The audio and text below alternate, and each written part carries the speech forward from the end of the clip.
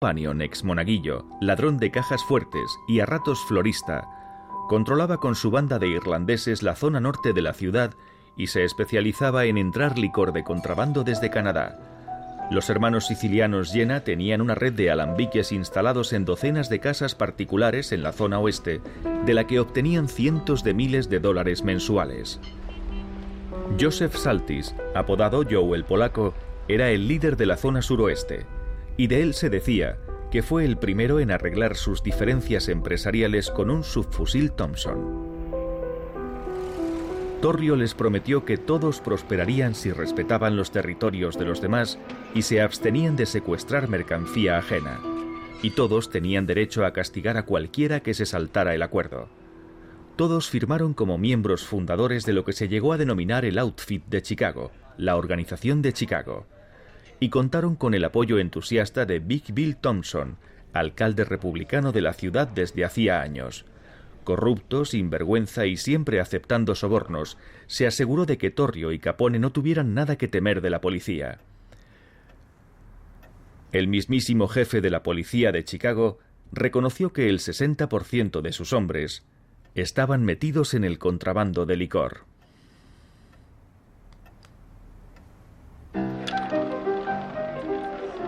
En la primavera de 1923, la organización de Torrio ingresaba $1 millón al mes procedentes de cerveza, whisky, juego y prostitución.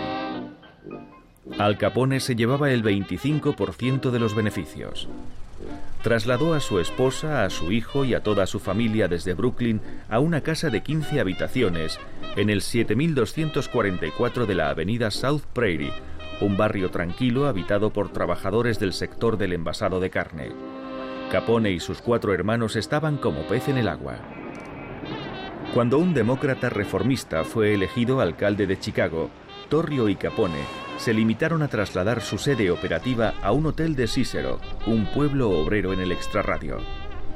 Y cuando parecía que en las siguientes elecciones municipales los demócratas iban a derrocar al corrupto alcalde republicano de Cicero, Capone y más de 100 matones armados salieron a aterrorizar a los votantes, apalear a los observadores electorales y dejaron inconsciente al candidato a secretario del ayuntamiento.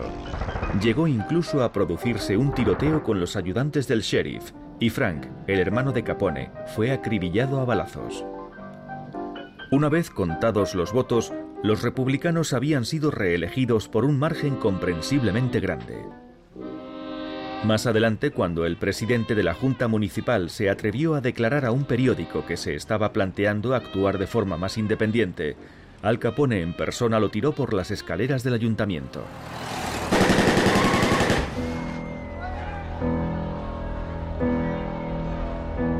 Los estadounidenses estaban cada vez más preocupados por la creciente anarquía en Chicago y otras ciudades. Pero Torrio, Capone y los miles de delincuentes cada vez más violentos que competían por el control del contrabando de alcohol no habían hecho más que empezar. La ley seca proporcionó cobertura al delincuente medio, desde chantajistas y carteristas a atracadores de bancos y asesinos. Ahora, en lugar de decir que es un ladrón, un matón o delincuente en general, se dice que trabaja en el transporte de bebidas, se dedica a la cerveza. ¿Cómo va a ser una mala persona? La ley les dio cobertura para hacer lo que quisieran.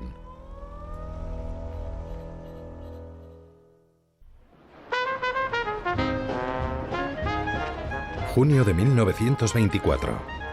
Cuando los delegados blancos, protestantes y nórdicos de la Christian Endeavour de las regiones del sur y el medio oeste lleguen a la gran ciudad, con la lengua fuera, conseguirán lo que han soñado estos últimos meses.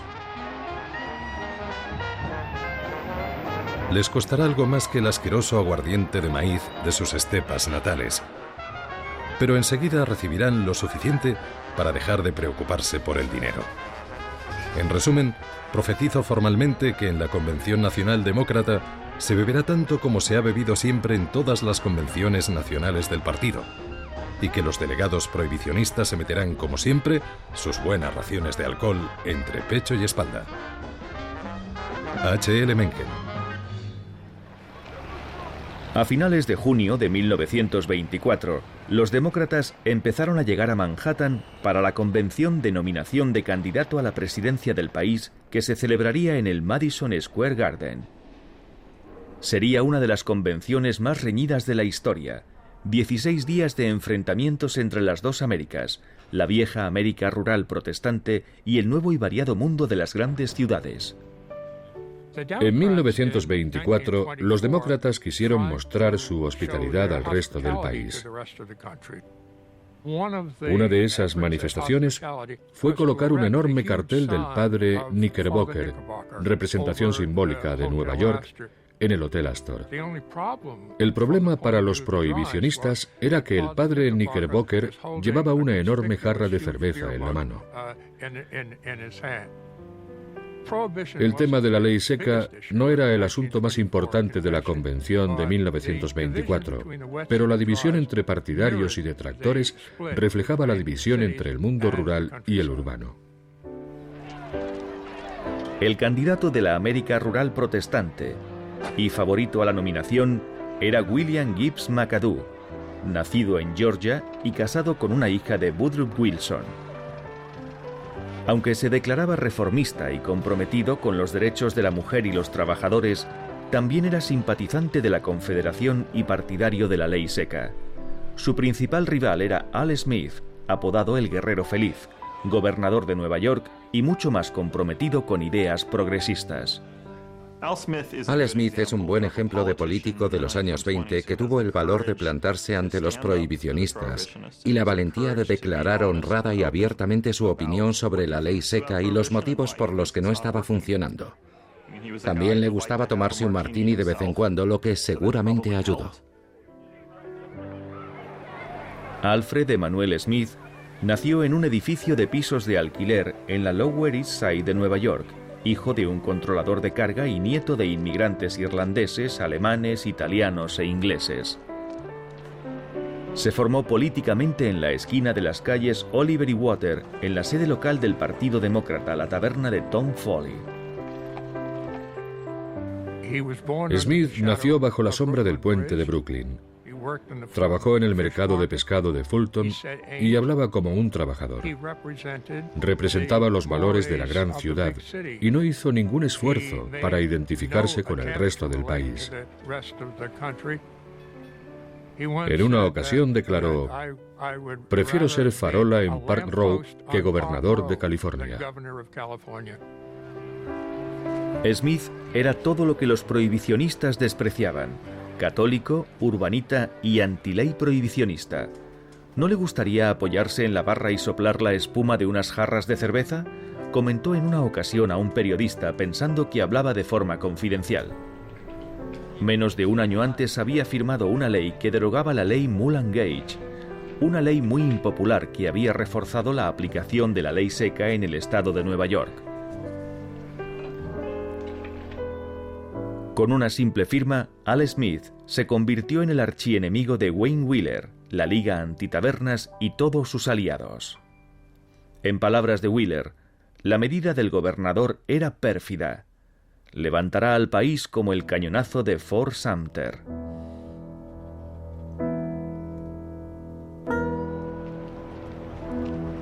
En la convención, antes del comienzo de la votación, los delegados se vieron inmersos en medio de una amarga batalla, no por la ley seca, sino entre los partidarios de Smith, que querían incorporar al programa electoral una denuncia contra el resurgir político del Ku Klux Klan, y los que preferían no mencionarlo en absoluto. El Ku Klux Klan, ferviente defensor de la prohibición, contaba con 2 millones de miembros, y entre los delegados de McAdoo había unos 300 miembros del Klan. En 1915 se estrenó la película El nacimiento de una nación. Fue el mayor póster de reclutamiento para una organización terrorista en toda la historia del país. A raíz de la película, el Ku Klux Klan se expandió por todo Estados Unidos. Estaban en Indianápolis, en Westchester, Nueva York. En su programa había cosas como el fomento de Estados Unidos como país protestante, de blancos nacidos aquí y la prohibición de tomar alcohol. Su apoyo a la ley seca era incondicional. McAdoo, que no quería criticar al Ku Klux Klan, se negó a tomar partido.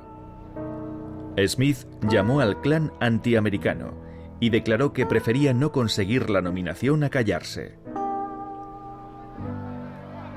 Se produjeron peleas en los pasillos y al final las fuerzas anti-Ku Klux Klan de Smith perdieron por un voto. Después llegó la lucha por la nominación, que continuó con la emisión de los 103 votos bajo un calor sofocante. Ni Smith ni McAdoo lograron la mayoría de 2/3 necesaria para la nominación. Los partidarios de Smith gritaban Ku Klux McAdoo y los de McAdoo licor, licor, licor, porque para ellos Smith representaba todo lo malo de la inmigración urbana del país. Con la votación en punto muerto, los delegados, exhaustos, decidieron finalmente decantarse por John W. Davis, un anodino conservador abogado del banco de J.P. Morgan y antiguo embajador en Gran Bretaña. Las dos facciones han perdido todo por lo que han luchado, escribió H.L. Mencken, que cubría la convención para el Evening Sun de Baltimore. Fue como si Alemania y Francia llevaran siglos luchando por Alsacia-Lorena y al final se la entregaran a Inglaterra. Davis no tenía ninguna posibilidad. La economía iba viento en popa, y él y los demócratas serían barridos por el republicano Calvin Coolidge en noviembre. De momento, a pesar del creciente descontento con la prohibición y sus consecuencias, la ley seca seguiría en vigor.